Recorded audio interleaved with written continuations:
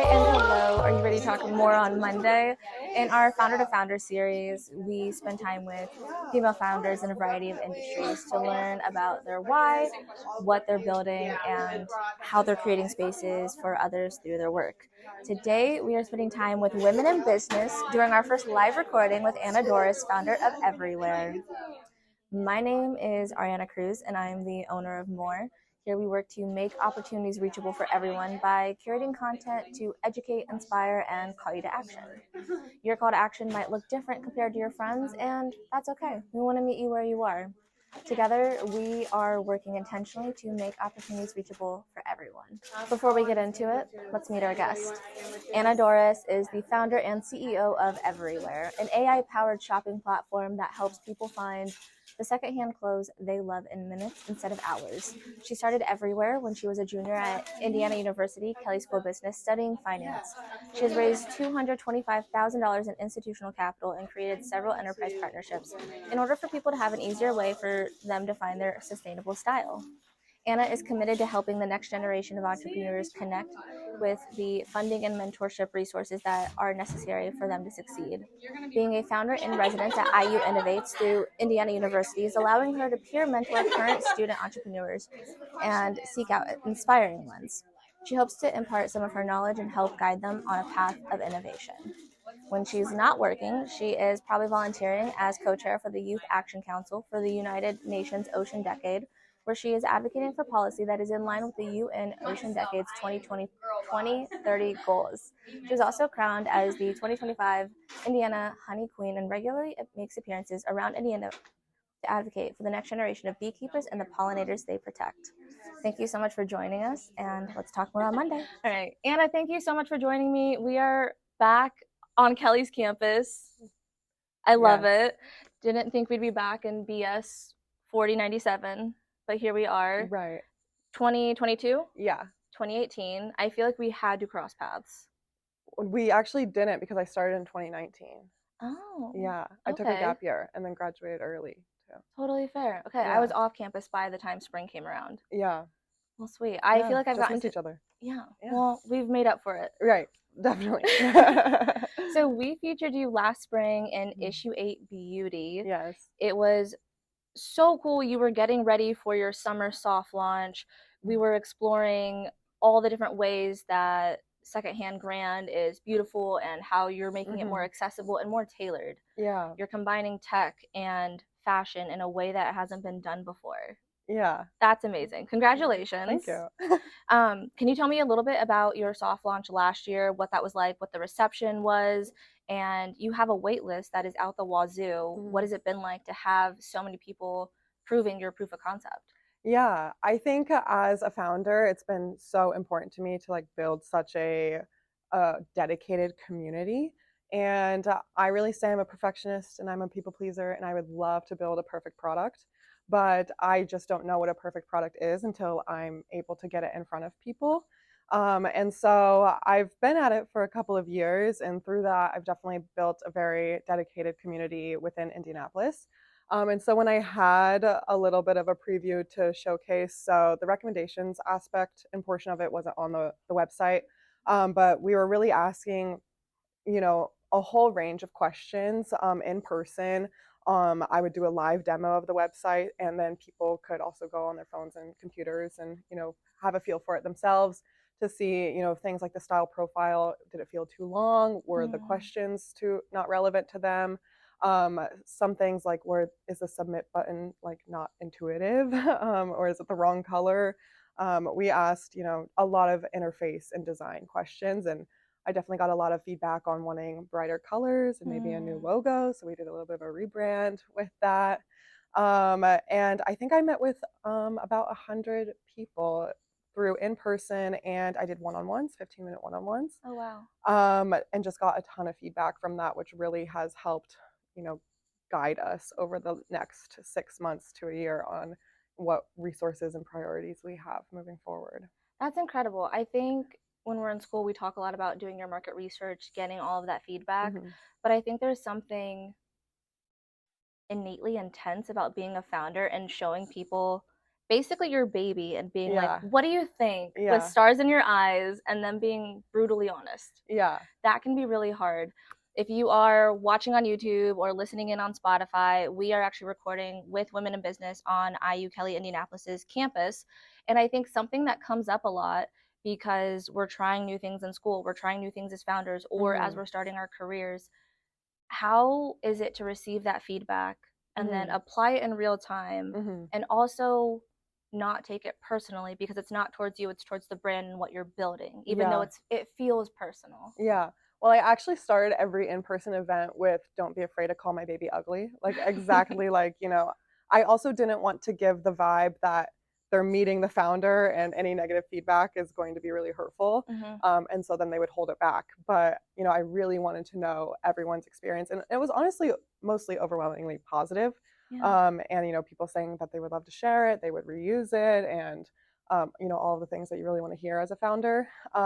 But we did want to know, genuinely, what was the most annoying piece of it, even if it's like not a huge priority that we need to fix, but just to Yeah. have it on our radar. And if we get enough of that feedback, that will be some of the next things that we do. I think it's also, building something from scratch. It's not perfect. Mhm. We have like an early adopter of people who want to buy in on the early stage process. And so I feel like it's really important to also set the tone of not saying, I'm building this amazing product, it's going to fix all your problems, it's going to work perfectly. And then people get on it and realize, it's actually a pretty early stage product and it has a lot of issues, and then Mhm. just never come back. We really wanted to build the community of saying you're in with it, or you're in on it with us. Yeah. And all of your feedback is things that we can apply to it, Mhm. and to kind of build trust with them and to build the product together. I feel like has really set us up for a good next couple of years. Yeah, that makes a ton of sense. And I think when you're leading something, you have the opportunity to frame it and set the tone, Hmm. and that makes such a difference. I was watching this video and it was talking about when you are meeting with someone, that if you come in and you're like, traffic, terrible, or weather, or whatever it is, Yeah. it immediately changes the tone. Whereas if you come in and you are happier or whatever, then the conversation goes differently. Yeah. And I never thought of that, because I feel like misery often loves company. And so if somebody is Yeah. commiserating over the backup on 465 for the 75th time, Yeah. they want people to affirm that. But when you shift it, it changes the conversation. And I love Yeah. that you started all of these events, moments of feedback with Hmm. the call my baby ugly if my baby's ugly. Yeah. It's fine. Exactly. Safe space Yeah. for my baby and for Right. the baby being ugly. Like, it's fine. Right. Um, I love that so much. Going a step further or a step deeper from brand to Anna, Hmm. what has it been like to be the one facilitating all of that feedback Hmm. and growing with it? Because you started this right out of college, right? Yeah, I did. And so I think it can be really hard, and I thought this was really hard. I am no longer a young career professional, I don't think. I'm Mm. getting closer to 30, so I don't Yeah. know when that stops.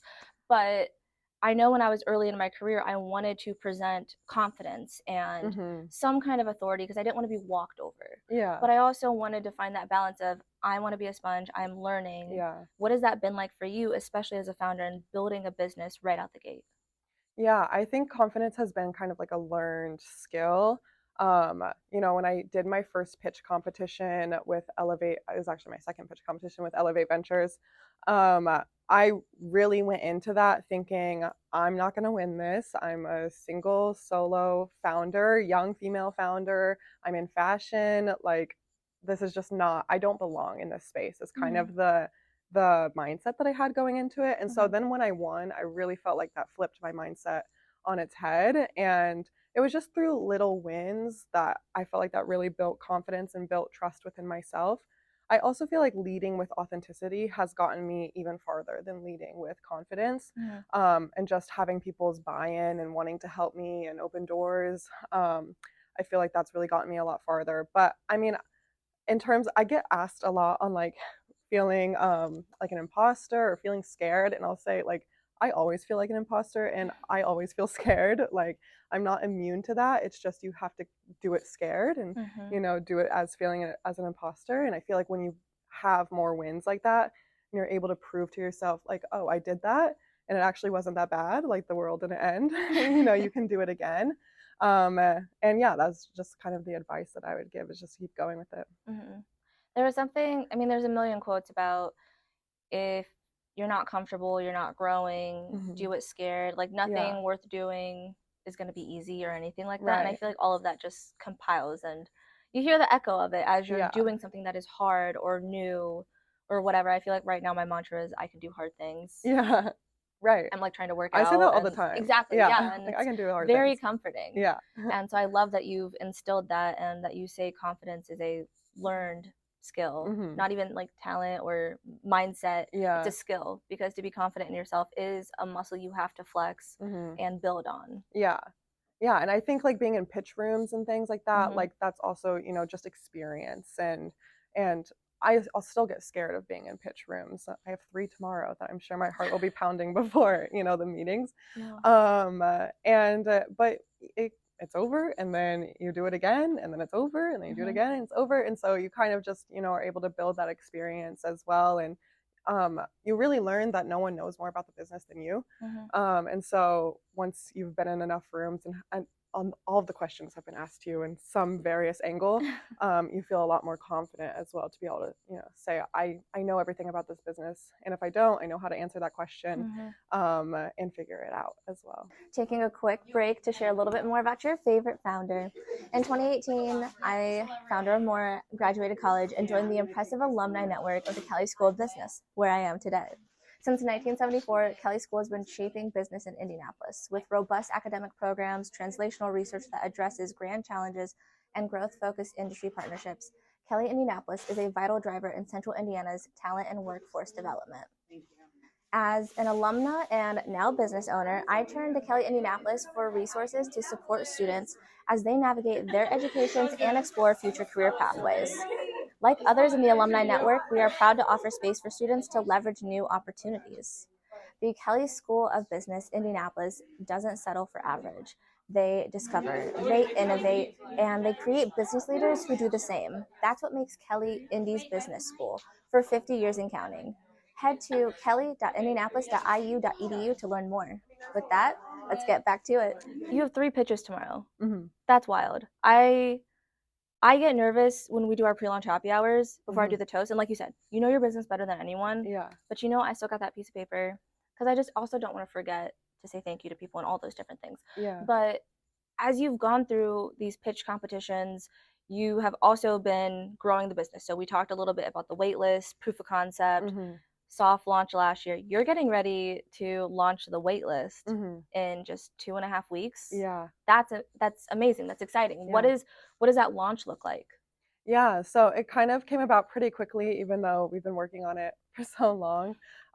So we're actually launching to just our wait list, in about 2.5 weeks. We're going to launch with a smaller local store called Mhm. Afterglow Market. They used to have a brick and mortar in Carmel, and now they do all e-commerce, Mhm. for secondhand and also new sustainable clothing. But we're going to launch with just their secondhand store, and it's smaller amount of inventory, so we want to Mhm. just do our wait list first and be able to get feedback from people who have been with me for 3 years now, Mhm. and really see how recommendations are working for them.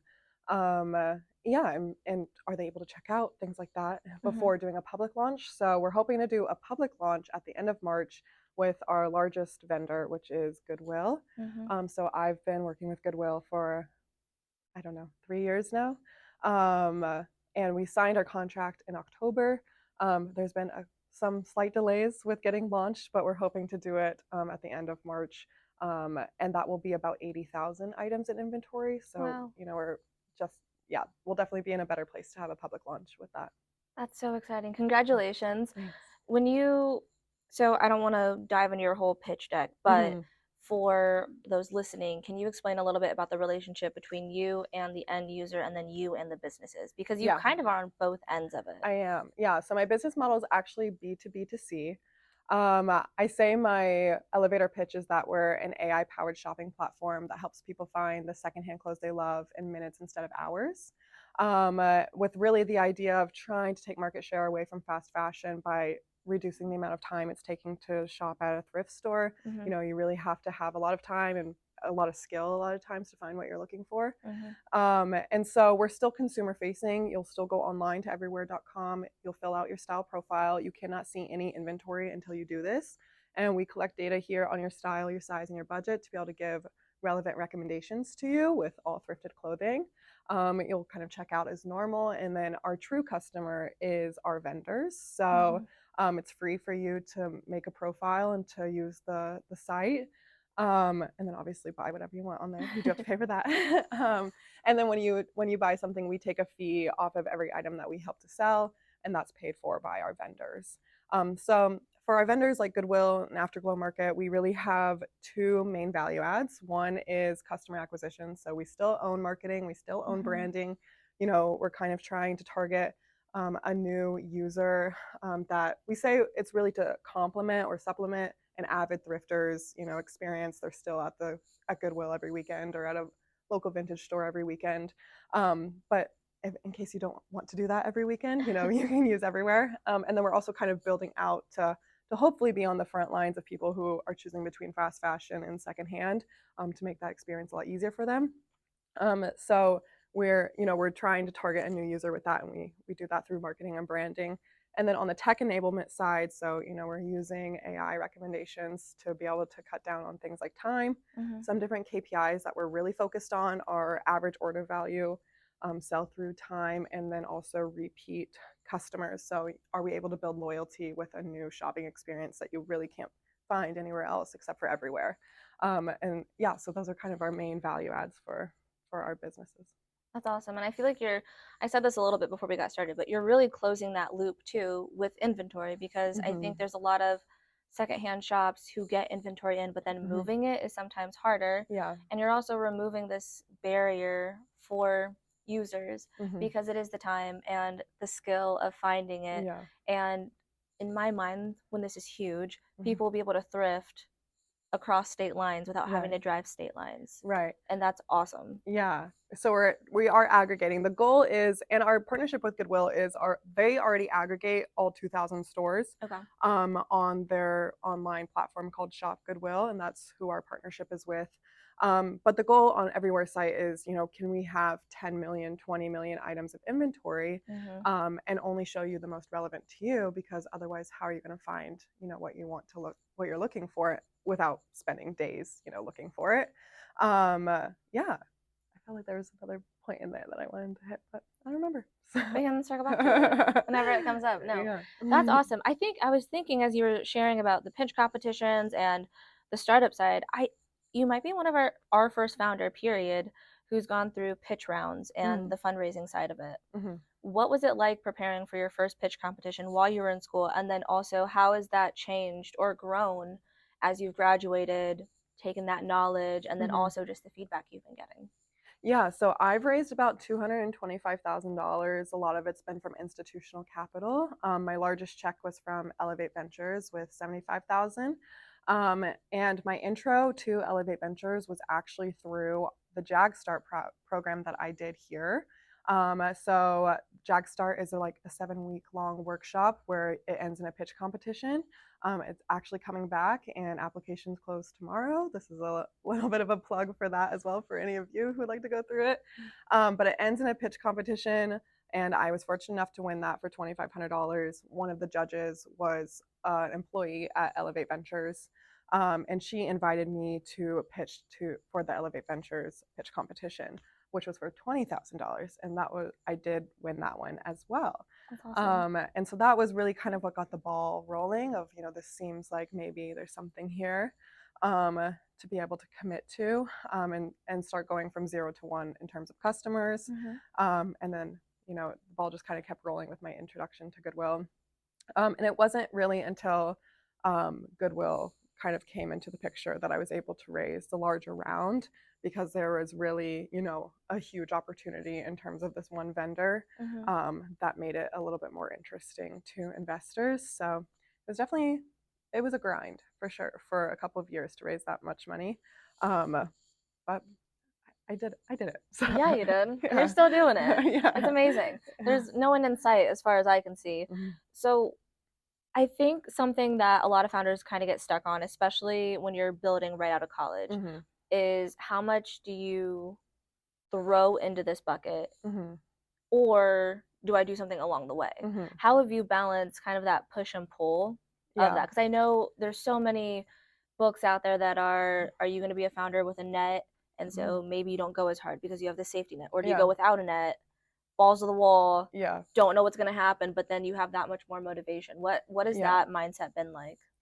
Yeah, I would say that this is something that I still struggle like every single day on like because I feel like a lot of entrepreneurs get pulled in so many different directions. You know, we have so many ideas. You know, it's Mm-hmm. not always just one idea.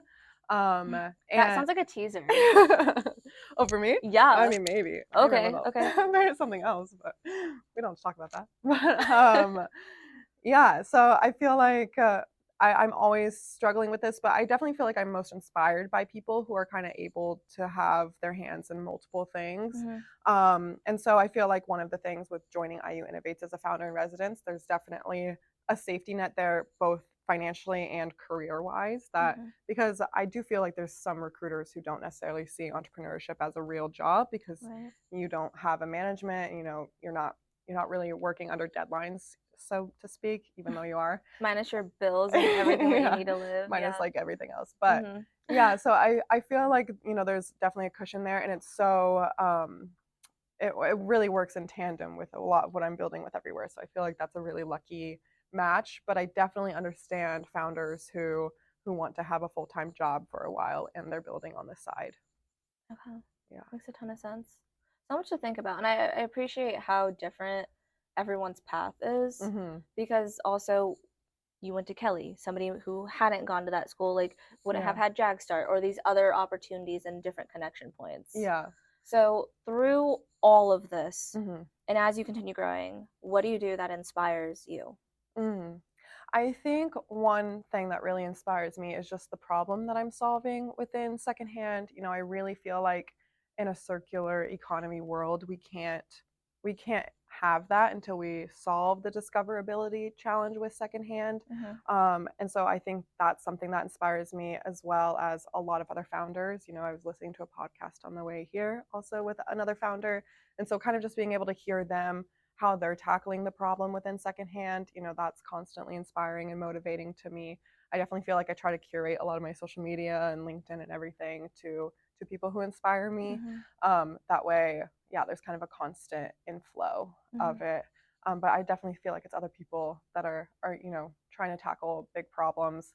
The sustainability issue, Mm-hmm. it's very relevant right now, especially being Gen Z and making sure that we're able to solve problems like this. Mm-hmm. So I feel like, you know, that's definitely really motivating as well. I'm really lucky to have such a mission driven company because it is so hard. There are things like pitching that I don't enjoy. Mm-hmm. So to be able to have such a specific mission with it, I feel like is really, really motivating to me. Yeah, I mean, it's that why at the end of the day of what you're Mm-hmm. doing that keeps you going. And I love, we've been doing these interviews for about 3 years now. Mm-hmm. And I love when I hear women say there was a gap, and so I'm fixing it, Mm-hmm. period, Right. onward. Right. So thank you for sharing. Thank you for identifying it and wanting to do something about it, because it's Yeah. always easy to see it and not do anything. Yeah. It's harder to do something. So Yeah. thank you. I Yeah. appreciate You it. have to be a little crazy to do it. So Well, yeah. yeah. That's actually one of my other mottos: cute, capable, and crazy. Yeah. Because I'm getting it done. Yeah, exactly. You have to be crazy. Yeah, a little bit, just a Yeah. little bit. Confident crazy. Yes. For our community, for the girls here, how can we keep up with you? How can we get on the wait list? And how can we support? Yeah, so if you're interested in joining the waitlist, it's just everywhere.com and you'll just enter your email. Also follow us on Instagram and TikTok while it's still around. That's kind of the main places that we post content. Awesome. Thank you so much for sharing, and we will include links to that on the podcast as well if you aren't with us today. But we'll see you in a little bit when we dig deeper. Thank Amazing. you. Thank you.